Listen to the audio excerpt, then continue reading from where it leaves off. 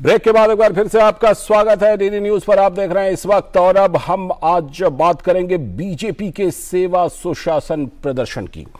BJP के 15 दिवसीय सेवा सुशासन गरीब कल्याण आदिवासी मेला का आज समापन हो गया, और ये जो आयोजन था ये पूर्वोत्तर राज्य नागालैंड की राजधानी कोहिमा में इसका आयोजन किया गया था। इस कार्यक्रम में भारत में मोदी सरकार के 8 साल की स्मृति के क्रम में इसका आयोजन किया गया। कार्यक्रम के तहत पार्टी कार्यकर्ताओं ने राज्य के सभी 7 निर्वाचन क्षेत्रों में सामाजिक सेवाएं दी। मोदी सरकार की जनहितैषी नीतियों के बारे में आम लोगों को जानकारी दी गई। राज्य में चलाए जा रहे कार्यक्रमों की भी लोगों को जानकारी दी गई। नागालैंड में एनडीए की सरकार है। केंद्र सरकार की पीएम किसान योजना, अटल पेंशन योजना, स्मार्ट सिटी मिशन और डिजिटल इंडिया के बारे में जानकारी दी गई। Ayushman Bharat, startup India, make in India, Beti Bachao Beti Padhao जैसी योजनाओं से राज्य में काफी फायदा हुआ है, और योजनाओं के बारे में राज्य में जन जागरूकता अभियान चलाया गया। तो भारतीय जनता पार्टी का ये सेवा सुशासन प्रदर्शन, और इसका खासतौर पर ट्राइबल मेले में योजनाओं का प्रदर्शन किया गया कोहिमा में।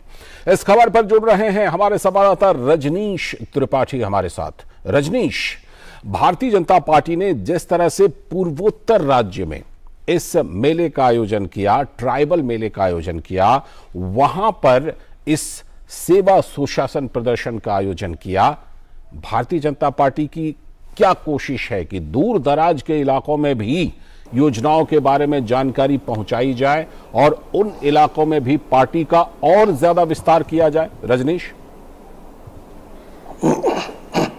बिल्कुल लालचंद, अगर हम 8 साल जो पूरे हुए हैं प्रधानमंत्री के उसको लेकर अगर हम 2014 से शुरुआत करें, जब प्रधानमंत्री नरेंद्र मोदी ने सत्ता संभाली थी, जब से सत्ता संभाली प्रधानमंत्री ने, तब से उनका पूर्वोत्तर राज्यों को लेकर खास नजरिया रहा है। वो काफी काम करना चाहते हैं पूर्वोत्तर राज्यों में। और उसी तहत अगर 8 साल के कार्यकाल पूरा हुआ है, 8 साल का जो मोदी सरकार का, तो आज जो नागालैंड में मनाया जा रहा है, ये इसमें साफ तौर पर है कि सरकार की जो योजनाएं हैं केंद्र सरकार की, वो कोविड के दौरान सबसे बड़ा टीकाकरण, जब कोविड आया उसके बाद जब टीका बना, उसके बाद टीकाकरण सबसे ज्यादा तरीके से हुआ। उसके बाद कोविड के दौरान जो लोग गरीब परिवार थे उनको सबसे ज्यादा अन्न देना, यानी अन्न योजना जो शुरू किया गया, प्रधानमंत्री आवास, इस तरह की जितनी भी योजनाएं हैं, तो केंद्र सरकार का ये अपना मानना है, उनका एक समझना भी है कि जो आखिरी व्यक्ति तक सरकार की जो योजनाएं हैं वो पूरी तरह पहुंचे। उसी का आज एक देखा जा रहा है कि नागालैंड में आज एक प्रोग्राम किया जा रहा है, और वहां प्रदर्शनी भी लगाई जा रही है कि सरकार ने क्या क्या काम किए हैं, और जनता को भी साफ तौर पे बताया जा रहा है, और केंद्र सरकार की जो योजनाएं हैं उसका लाभ कहां तक पहुंचा है, कितने जन तक पहुंचा है, उसका भी रिकॉर्ड रखा जा रहा है। कोई अगर व्यक्ति अगर छूट गया है तो उस योजना को उसको कैसे लाभ पहुंचाया जाए, इस पर भी चर्चा हो रही लालचंद जी। और ऐसे मेले से रजनीश निश्चित तौर पर एक फीडबैक भी मिलता है कि योजनाओं का कितना असर हुआ, लोगों तक कितनी ये योजनाएं पहुंच पाई। तो क्या भारतीय जनता पार्टी की आगे भी कोशिश रहेगी कि नागालैंड में जिस तरह का आयोजन किया उसी तरह से देश के अन्य राज्यों में भी, दूर दराज के कुछ और इलाकों में भी इस तरह का आयोजन पार्टी करेगी? बिल्कुल लालचंद, आज अगर जिस तरह नागालैंड में भारतीय जनता पार्टी अपना प्रोग्राम कार्यक्रम कर रही है, उसी तरह कल आसाम में करेगी। पार्टी का साफ तौर पे कहना है कि ये सरकार की जो भी योजनाएं हैं, ये एक अलग विषय है कि हमने एक पखवाड़ा चलाया 15 दिन का, वो इसका समापन हो गया, लेकिन जो सरकार की योजनाएं हैं वो प्रदेश के हर कोने तक कैसे पहुंचे और हर व्यक्ति तक कैसे पहुंचे, इस पे वो लगातार क्रियान्वयन में है, लगातार काम कर रहे हैं, लोगों से बातचीत कर रहे हैं। और साथ में आपको ये भी बता दूं कि सरकार, जो केंद्र सरकार है, भारतीय जनता पार्टी की बात करें तो भारतीय जनता पार्टी ये हमेशा चुनाव जब जीतती है उसके बाद फिर चुनाव तैयारी करती है। तो ये भी एक देखा जा रहा है कि किस तरह से केंद्र सरकार की जो कार्य योजनाएं हैं उसका फीडबैक किस तरह देख रही है जनता, उसको जनता कुछ अगर चीजें समझ में नहीं आ रही तो उसको किस तरह समझाया जाए, और जो योजनाएं हैं गरीब कल्याण योजना वो गरीब तक कैसे पहुंचे, उसके लिए भी समितियां गठित की गई है, नेताओं को लगाया गया है।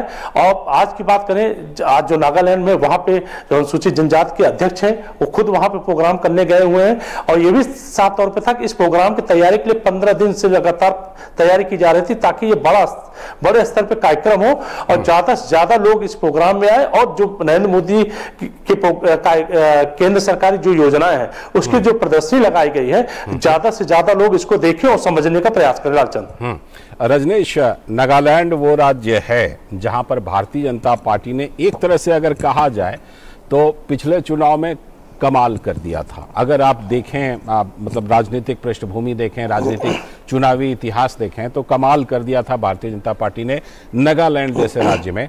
क्या यह कोशिश है भारतीय जनता पार्टी की कि वहां पर जो एनडीए की सरकार है उसकी उपलब्धियों को जन जन तक पहुंचाया जाए, ताकि फिर से लोग एनडीए में भरोसा व्यक्त करें? बिल्कुल, ये साफ है। जैसे मैंने कहा कि भारतीय जनता पार्टी चुनाव के बाद चुनाव, चुनाव के पहले चुनाव, ये हमेशा इस पे तैयार रहती है। जैसे अन्य पार्टियों की बात की, जब चुनाव आता है वो तैयारी करती है, लेकिन भारतीय जनता पार्टी का अलग कल्चर है, अलग तरीका काम करने का। चुनाव जिस राज्य में अगर वो जीत गए हैं या हार गए हैं, तब भी वहां चुनाव की तैयारी करते हैं। उसी हिसाब से जिस तरह नागालैंड में कार्यक्रम किया जा रहा है, वहां पे सरकार है, तो भारतीय जनता पार्टी और जो केंद्र के नेता है वो साफ तौर पर है कि पूर्वोत्तर पे जो भी जिले हैं, जो भी प्रदेश है, वो केंद्र सरकार की जो भी योजनाएं हैं उस योजनाओं को लेकर कैसे पहुंचा जाए। जो गांव में लोग रह रहे हैं, जो दूर दराज लोग रह रहे हैं, जहां तक योजनाएं पहुंचाने का कैसे प्रयास किया जाए, उसको लेकर भी लोग तैयारी कर रहे हैं। तो भारतीय जनता पार्टी एक एक कार्यकर्ताओं को लगाया, एक एक नेताओं को लगाया है कि जो सुदूर लोग बैठे हुए गांव बैठे, जहां पे मान लीजिए योजनाएं नहीं पहुंच पा रही हैं, वहां कैसे पहुंचा जाए, अगर वहां पर कोई समस्या आती है उसको कैसे दूर किया जाए, इस पर भी चर्चा हो रही है लालचंद। और केंद्र सरकार की जो योजनाएं हैं उसको लोगों तक पहुंचाने का पूरा प्रयास किया जा रहा है। बहुत बहुत शुक्रिया रजनीश जुड़ने के लिए और इस खबर पर विस्तार से जानकारी देने के लिए। हमारे संवाददाता रजनीश त्रिपाठी हमारे साथ जुड़े थे और भारतीय जनता पार्टी का जो सेवा सुशासन प्रदर्शन है ट्राइबल मेले में, उसके बारे में जानकारी दे रहे थे। और इस वक्त में अब जो हम लौटेंगे ब्रेक, अभी फिलहाल लेंगे ब्रेक, लेकिन ब्रेक के बाद जब लौटेंगे तब हमारी आज की खास चर्चा होगी कि क्या महाराष्ट्र में अभिव्यक्ति की आजादी का मायने जो है वो देश के बाकी हिस्सों से अलग है। बंबई हाईकोर्ट ने गंभीर सवाल पूछा है महाराष्ट्र सरकार से। इस पर करेंगे खास चर्चा, लेकिन फिलहाल वक्त है एक ब्रेक का।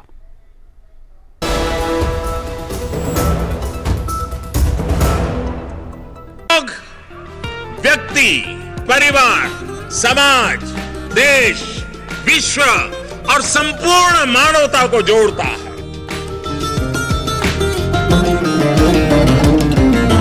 भारत का